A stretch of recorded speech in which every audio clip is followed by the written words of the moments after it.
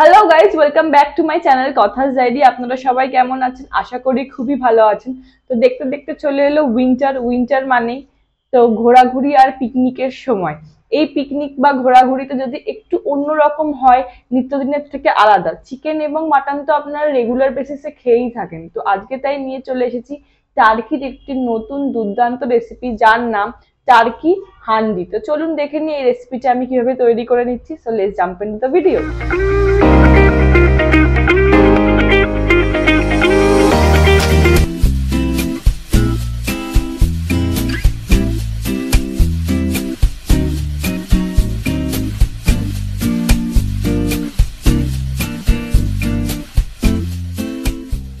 চলুন তাহলে দেখে নিই এই রেসিপিটি তৈরি করতে কি কি ইনগ্রেডিয়েন্টস লাগছে। ভিডিওটা স্কিপ না করে সম্পূর্ণ ভিডিওটা দেখবেন, আশা করি আপনাদের সকলের খুবই ভালো লাগবে। প্রথমেই নিয়ে নিচ্ছি 500 গ্রামের মতন টার্কি। দুটো পেঁয়াজ আমি বেটে নিয়েছি সামান্য পরিমাণ টমেটো কুচি, কাঁচা লঙ্কা কুচি, 2 চা চামচ রসুন বাটা, 2 চা চামচ আদা বাটা এবং স্বাদ মতন নুন। কিছু গুঁড়ো মশলা ব্যবহার করছি।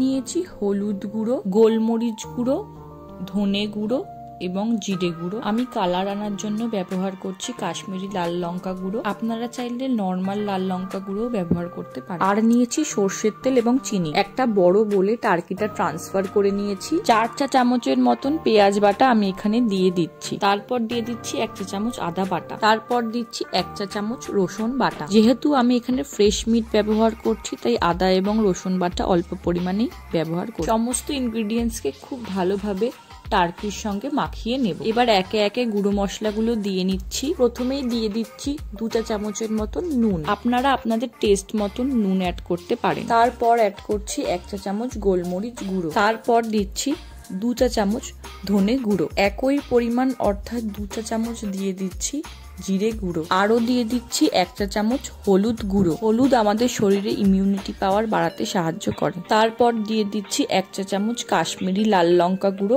আপনারা চাইলে নর্মাল লাল লঙ্কা গুঁড়ো ব্যবহার করতে পারেন। এবার সবকটি ইনগ্রিডিয়েন্টস টার্কির সঙ্গে মাখিয়ে নিতে হবে। টার্কি ম্যারিনেট করা হয়ে গেছে। এবার দিয়ে দিচ্ছি 100 ml এর মতন সর্ষের তেল। সর্ষের তেল অ্যাড করে আধ ঘন্টার জন্য টার্কিকে চাপা দিয়ে রেখে দেব। যতক্ষণ টার্কি ম্যারিনেট হচ্ছে, সেই ফাঁকে আমি রান্না করার জন্য মাটির হাঁড়িটা প্রিপেয়ার করে নেব। মাটির হাঁড়ি যাতে ফেটে না যায়, তাই তলা দিয়ে কাদা মাটির একটি মোটা প্রলেপ লাগিয়ে নিয়েছি। হাঁড়ির তলার অংশ যাতে ফেটে না যায়, তাই এই প্রসেসটা ফলো করা। আর হাঁড়ির চারিদিকে মোটা করে সর্ষের তেল লাগিয়ে নিচ্ছি। হাঁড়ি রেডি হয়ে গেছে। গ্যাসের ওপর হাঁড়িটি বসিয়ে হালকা প্রিহিট করে নেব। যেহেতু টার্কিতে আমার অলরেডি সর্ষের তেল দেওয়া, তাই আমি এখানে 50 ml এর মতন সর্ষের তেল ব্যবহার করছি। হাঁড়ির চারদিকে সর্ষের তেলটা ভালোভাবে লাগিয়ে নিচ্ছি। তেল হালকা গরম হয়ে আসলে অ্যাড করব কিছু গোটা গরম মশলা। আরো দিয়ে দিচ্ছি 2টো তেজপাতা এবং শুকনো লঙ্কা। ফোড়ন আমার পুড়ে এসেছে,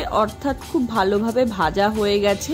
এবার ম্যারিনেট করে নেওয়া টার্কি পিসগুলো অল্প অল্প পরিমাণ করে আমি অ্যাড করছি। আমি এখানে 500 গ্রাম টার্কি রান্না করার জন্য 2 কেজির হাঁড়ি ব্যবহার করছি। মিটটা যাতে খুব সুন্দরভাবে নাড়ানো চাড়ানো যায়, তার জন্য একটু বড় সাইজের হাঁড়ি ব্যবহার করা উচিত। লোহা বা ওই জাতীয় হার্ড কোনো মেটালের খুন্তি ব্যবহার করলে হাঁড়ি ফেটে যেতে পারে। কাঠ বা সিলিকনের স্প্যাচুলাও ব্যবহার করতে পারে। একদম লো ফ্লেমে 10 থেকে 15 মিনিটের জন্য কষিয়ে নিচ্ছি। 15 মিনিট কষানোর পর অ্যাড করছি 2 চা চামচ কাশ্মীরি লাল লঙ্কা গুঁড়ো। তারপর অ্যাড করছি কুচি করে কেটে নেওয়া টমেটো। আমি এখানে 2 চা চামচের মতন কুচি করে কেটে নেওয়া টমেটো অ্যাড করলাম। গ্যাসের ফ্লেমটা মিডিয়াম করে টার্কি খুব ভালোভাবে মিক্সড করে নিচ্ছি। 5 মিনিট পর আবার গ্যাসের ফ্লেমটা লো করে 10 থেকে 15 মিনিট চাপা দিয়ে কষিয়ে নেব। 15 মিনিট পর ঢাকনা সরিয়ে দিচ্ছি। টার্কি থেকে প্রচুর জল এবং তেল বেরিয়েছে। গ্যাসের ফ্লেমটা হাই করে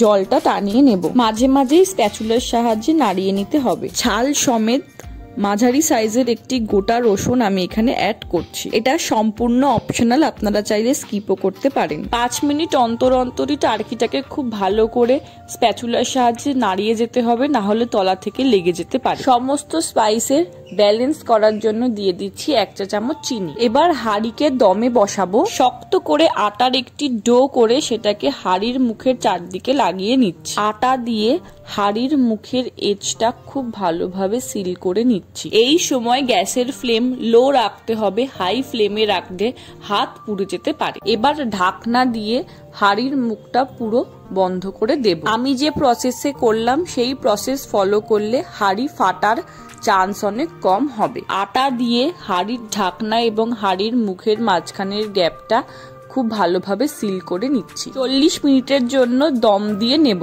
আমি প্রায় 50 মিনিট হাঁড়িকে দম দিয়েছি। স্প্যাচুলার সাহায্যে খুব সাবধানে হাঁড়ির ঢাকনাটা খুলে নেব। এই হাঁড়ির ঢাকনা খুলতে গিয়ে আমার হাত পুড়ে গেছে, কাজেই হাত খুব সাবধানে রাখতে হবে। এখানে একটা টিপস আপনাদের সকলের সাথে শেয়ার করি।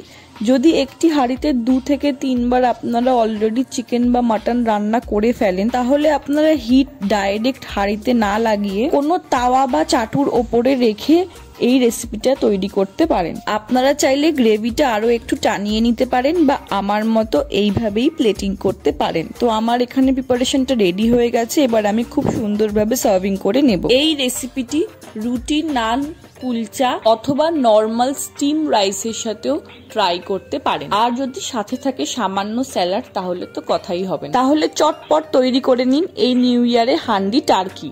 তো দেখতেই পারলেন আজকে আমার স্পেশাল রেসিপি হান্ডি টার্কি। এই রেসিপিটা আমি মাটির হাঁড়িতে তৈরি করেছি। আপনারা চাইলে রেগুলার ইউজের যে বাসন আছে সেখানেও তৈরি করতে পারেন, কিন্তু মাটির হাঁড়িতে তৈরি করার একটা বেনিফিট, মাটির যে অথেন্টিক টেস্টটা সেটা মিটের মধ্যে সম্পূর্ণভাবে অবজর্ভ হয়ে যায়।